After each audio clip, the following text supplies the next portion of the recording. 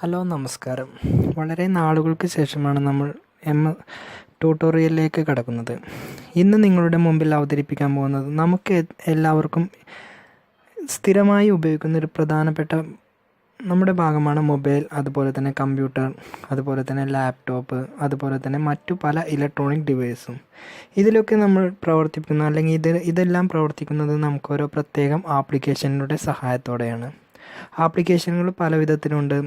അത് ഒന്നാമത് system software, അതുപോലെ തന്നെ ആപ്ലിക്കേഷൻ സോഫ്റ്റ്വെയർ, അതേപോലെ തന്നെ യൂട്ടിലിറ്റി സോഫ്റ്റ്വെയർ, കമ്പൈലർ സോഫ്റ്റ്വെയർ, അങ്ങനെ പല വിധത്തിലുള്ള സോഫ്റ്റ്വെയറുകളുമുണ്ട്. സോഫ്റ്റ്വെയറിൻ്റെ ഒരു പ്രധാന പ്രവർത്തനം എന്ന് പറഞ്ഞാൽ നമ്മൾ യൂസർ എന്താണോ ആഗ്രഹിക്കുന്നത് അതിനനുസരിച്ചുള്ള ഔട്ട്പുട്ട് നമുക്ക് നൽകുക എന്നാണ് ആപ്ലിക്കേഷനുകളുടെ പ്രധാന ഫങ്ഷനുകൾ. ആപ്ലിക്കേഷൻ സിസ്റ്റം സോഫ്റ്റ്വെയർ, അതേപോലെ തന്നെ ആപ്ലിക്കേഷൻ സോഫ്റ്റ്വെയർ, ഈ രണ്ടെണ്ണമാണ് ഒരു മനുഷ്യൻ അല്ലെങ്കിൽ ഒരു ഉപഭോക്താവായ യൂസർ കമ്പ്യൂട്ടറിലോ അല്ലെങ്കിൽ അയാളുടെ മൊബൈലിലും പ്രവർത്തിക്കുന്നത്.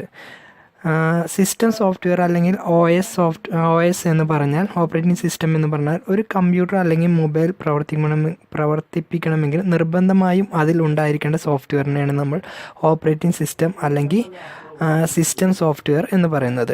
എന്നാൽ ആപ്ലിക്കേഷൻ സോഫ്റ്റ്വെയർ എന്ന് പറഞ്ഞാൽ ഒരു പ്രത്യേക കാര്യം ചെയ്യാൻ വേണ്ടി മാത്രം നമ്മൾ മൊബൈലിലോ അല്ലെങ്കിൽ കമ്പ്യൂട്ടറിലോ ഇൻസ്റ്റാൾ ചെയ്യപ്പെടുന്ന സോഫ്റ്റ്വെയറുകളാണ് നമ്മൾ ആപ്ലിക്കേഷൻ സോഫ്റ്റ്വെയർ എന്ന് പറയുക. എക്സാമ്പിൾ നമുക്ക് വാട്സപ്പ്, അതുപോലെ തന്നെ ഫേസ്ബുക്ക്, അതുപോലെ തന്നെ MX പ്ലെയർ, അങ്ങനെയുള്ള മൊബൈലുമായിട്ട് ബന്ധപ്പെട്ട് സംസാരിക്കുന്നു. അതേപോലെ കമ്പ്യൂട്ടറുമായിട്ട് ബന്ധപ്പെട്ട് സംസാരിക്കുന്നു. ടാലി, ഫോട്ടോഷോപ്പ്, ഇതുപോലുള്ള ആപ്ലിക്കേഷൻസുകൾക്ക് ഒരു പ്രത്യേക കാര്യങ്ങൾ ചെയ്യാൻ വേണ്ടി മാത്രം ഉപയോഗിക്കുന്നതാണ്. ഇന്ന് ഞാൻ നിങ്ങളുടെ മുമ്പിൽ അവതരിപ്പിക്കാൻ പോകുന്നത് ഈ സോഫ്റ്റ്വെയർ എങ്ങനെ നിർമ്മിക്കുന്നു, എങ്ങനെയാണ് നമ്മുടെ കമ്പ്യൂട്ടറിൽ ഒരു ആപ്ലിക്കേഷൻ പ്രവർത്തിക്കുന്നത്, എങ്ങനെയാണ് ഈ ആപ്ലിക്കേഷൻ നിർമ്മിക്കുന്നത് എന്ന കാര്യങ്ങളെക്കുറിച്ചുള്ള തുടർന്ന് വരുന്ന ക്ലാസ്സുകളാണ് നമ്മൾ ഇവിടെ സംസാരിക്കാൻ പോകുന്നത്. ഓക്കെ, എന്താണ് പ്രോഗ്രാമിംഗ് ലാംഗ്വേജ്? ഓക്കെ, എങ്ങനെയാണ് ഒരു ആപ്ലിക്കേഷൻ നിർമ്മിക്കുന്നത്? ഓരോ ആപ്ലിക്കേഷനും നിർമ്മിക്കുന്നത് ഏതെങ്കിലും ഒരു പ്രോഗ്രാമിംഗ് ലാംഗ്വേജിൻ്റെ സഹായത്തോടു കൂടിയാണ്. ഇന്ന് ലോകത്ത് 10,000 കണക്കിന് പ്രോഗ്രാമിംഗ് ലാംഗ്വേജുകൾ ലഭ്യമാണ്. C++, ജാവ, പൈത്തൺ, അങ്ങനെ പല പ്രോഗ്രാമിംഗ് ലാംഗ്വേജുകളും ഇന്ന് ലോകത്ത് പല ആപ്ലിക്കേഷനും നിർമ്മിക്കാനും പല ആളുകളും ഉപയോഗിക്കുന്നുണ്ട്. ഓക്കെ, അപ്പോൾ എന്താണ് പ്രോഗ്രാമിംഗ് ലാംഗ്വേജ്, എങ്ങനെയാണ് പ്രോഗ്രാമിംഗ് ലാംഗ്വേജ് എന്ന് വർക്ക് ചെയ്യുന്നത് എന്ന് നമുക്ക് സംസാരിക്കാം. ഞാൻ ഈ ട്യൂട്ടോറിയൽ പ്രധാനമായിട്ടും ഉദ്ദേശിക്കുന്നത് പൈത്തൺ എന്ന പ്രോഗ്രാമിംഗ് ലാംഗ്വേജുമായിട്ട് ബന്ധപ്പെട്ടാണ്. കാരണം പൈത്തൺ ഇന്ന് ലോകത്ത് കൂടുതലായിട്ട് ഉപയോഗിച്ച് വരുന്ന ഒരു പ്രോഗ്രാമിംഗ് ലാംഗ്വേജാണ്. ഈ ലാംഗ്വേജ് പഠിച്ചാൽ സോഫ്റ്റ്വെയർ മേഖലയിൽ ഒട്ടനവധി ജോലി സാധ്യതകളും, അതുപോലെ തന്നെ പല സോഫ്റ്റ്വെയർ കമ്പനിയും നമുക്ക് നല്ല സാലറി ജോലികളും ലഭിക്കുന്നതാണ്. ഓക്കെ, അപ്പോൾ എങ്ങനെയാണ് പൈത്തൺ പ്രോഗ്രാമിംഗ് ലാംഗ്വേജ് വർക്ക് ചെയ്യുന്നത്, അല്ലെങ്കിൽ എങ്ങനെയാണ് ഒരു പ്രോഗ്രാമിംഗ് ലാംഗ്വേജ് വർക്ക് ചെയ്യുന്നു എന്നതിനെക്കുറിച്ചാണ് ഞാൻ നിങ്ങളുടെ മുമ്പിൽ അവതരിപ്പിക്കുന്നത്. ഓക്കെ, അപ്പോൾ പ്രിൻ്റ് ഹലോ വേൾഡ്, ഇതൊരു സോഫ്റ്റ്വെയർ ആണെന്ന് കരുതുക. നിങ്ങൾക്ക് പ്രിൻ്റ് ഹലോ വേൾഡ്, ഇതൊരു പൈത്തണിൽ വരുന്ന ഒരു ചെറിയൊരു സ്റ്റേറ്റ്മെൻ്റാണ്. അല്ലെങ്കിൽ ഹലോ വേൾഡ് എന്നൊരു മെസ്സേജ് നമുക്ക് സോഫ്റ്റ്വെയർ ആയിട്ട് തയ്യാറാക്കണമെങ്കിൽ ഈ കോഡാണ് നമ്മൾ പൈത്തണിൽ ഉപയോഗിക്കുന്നത്. അപ്പോൾ എങ്ങനെ ഈ കോഡ് വർക്ക് ചെയ്യണമെന്ന് എന്നുള്ളതിനെക്കുറിച്ചാണ് ഞാൻ ഇന്ന് നിങ്ങളുടെ മുമ്പിൽ അവതരിപ്പിക്കുന്നത്. ഓക്കെ, അപ്പോൾ അതിൻ്റെ സ്റ്റെപ്പുകൾ നമുക്ക് നോക്കാം. ആദ്യം ഓപ്പൺ എ ടെക്സ്റ്റ് എഡിറ്റർ എന്ന് പറഞ്ഞാൽ നമ്മൾ ഈ ഓരോ നിർദ്ദേശങ്ങളും കമ്പ്യൂട്ടറിന് മനസ്സിലാകണമെങ്കിൽ അത് ടൈപ്പ് ചെയ്ത് കൊടുക്കണം. അങ്ങനെ ടൈപ്പ് ചെയ്യാൻ വേണ്ടി നമ്മൾ ഉപയോഗിക്കുന്ന സോഫ്റ്റ്വെയറുകളാണ് നമ്മൾ ടെക്സ്റ്റ് എഡിറ്റർ എന്ന് പറയുന്നത്. അതിനുശേഷം നമ്മൾ കോഡ് ടൈപ്പ് ചെയ്തതിന് ശേഷം നമ്മുടെ കമ്പ്യൂട്ടറിൽ അത് സേവ് ചെയ്യണം. ഓക്കെ, അതിനുശേഷം അത് കമ്പൈൽ ചെയ്യണം. കമ്പൈൽ എന്ന് പറഞ്ഞാൽ നമ്മൾ ചെയ്യണതിൽ എന്തെങ്കിലും തെറ്റോ അല്ലെങ്കിൽ നമ്മൾ കൊടുത്ത നിർദ്ദേശങ്ങൾ കറക്റ്റാണോ എന്ന് ചെക്ക് ചെയ്യാനും അതൊരു സോഫ്റ്റ്വെയർ ആക്കി മാറ്റുന്നതിൻ്റെ പ്രക്രിയയാണ് നമ്മൾ കമ്പൈലിംഗ് എന്ന് പറയുന്നത്. പിന്നെ മേക്ക് ബൈനറി കോഡ്, ഇതിനെക്കുറിച്ച് നമുക്ക് കൂടുതലായിട്ട് സംസാരിക്കാം. എന്താണ് ബൈനറി കോഡ്, എങ്ങനെയാണ് ഒരു പ്രോഗ്രാമിംഗ് ലാംഗ്വേജിനെ സോഫ്റ്റ്വെയർ ആക്കി മാറ്റുന്നത് എന്നതിനെക്കുറിച്ച് ഡീറ്റെയിൽഡ് ആയിട്ടൊരു ക്ലാസ് എടുക്കാൻ മാത്രം ബൈനറി കോഡ് എന്നുണ്ട്. അപ്പോൾ മേക്ക് ബൈനറി കോഡ് എന്ന കാര്യം മാത്രം മനസ്സിലാക്കുക, എന്നിട്ട് അതിൻ്റെ ഔട്ട്പുട്ട് കിട്ടും. അപ്പോൾ ഇത്രയും സ്റ്റെപ്പാണ് ഒരു സോഫ്റ്റ്വെയർ വർക്ക് ചെയ്യണമെങ്കിൽ നമ്മൾ പാലിക്കേണ്ടത്.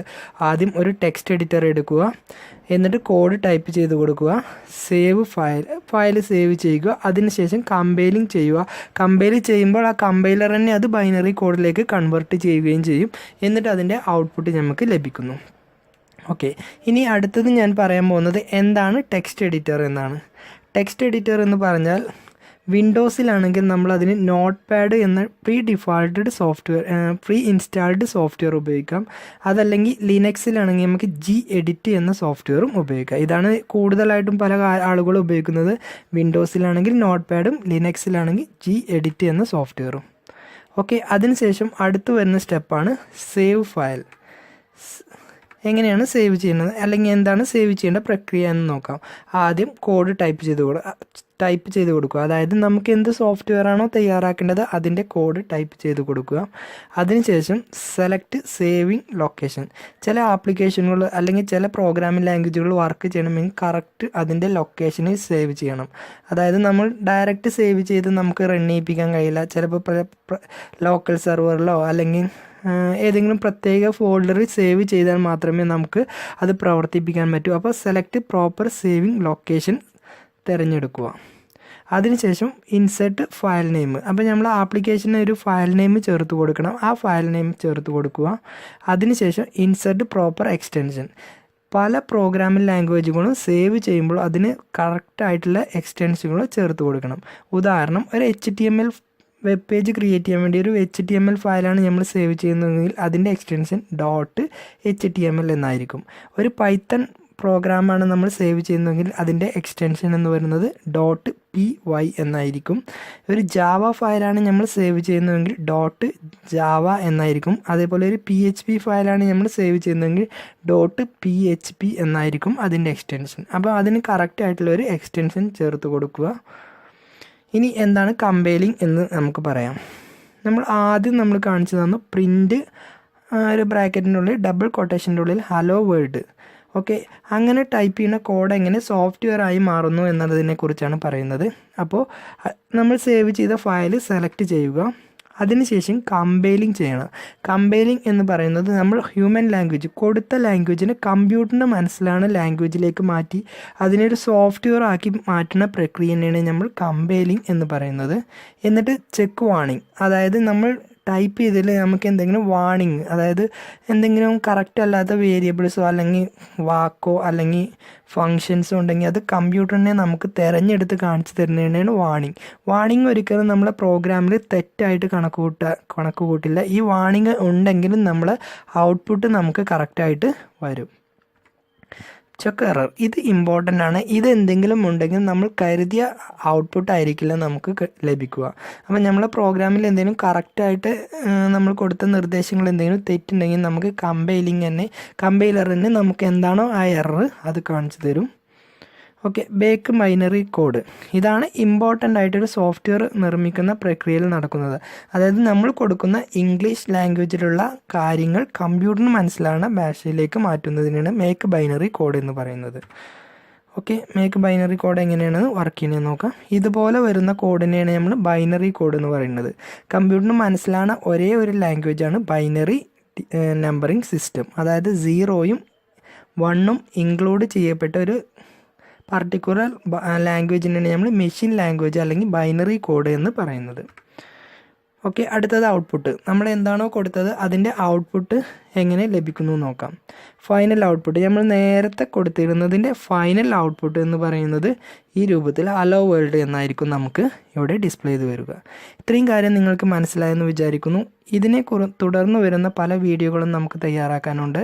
വീണ്ടും അടുത്തൊരു വീഡിയോയുമായിട്ട് നമുക്ക് വീണ്ടും കാണാം. ഇത് സൂമിക്സ് ഇൻഫോ ലാബിൻ്റെ പൈത്തൺ പ്രോഗ്രാമിംഗ് ലാംഗ്വേജ് ഡെവലപ്മെൻറ്റ് കോഴ്സാണ്. കൂടുതൽ ആയിട്ട് എന്തെങ്കിലും അറിയണം എന്നുണ്ടെങ്കിൽ ഈ താഴെ കാണുന്ന നമ്പറുകളിലോ അല്ലെങ്കിൽ ഈ വീഡിയോക്ക് താഴെ കാണുന്ന ഡിസ്ക്രിപ്ഷനിൽ ഇമെയിൽ ID യിലോ നമ്പറിലോ കോൺടാക്റ്റ് ചെയ്യാവുന്നതാണ്.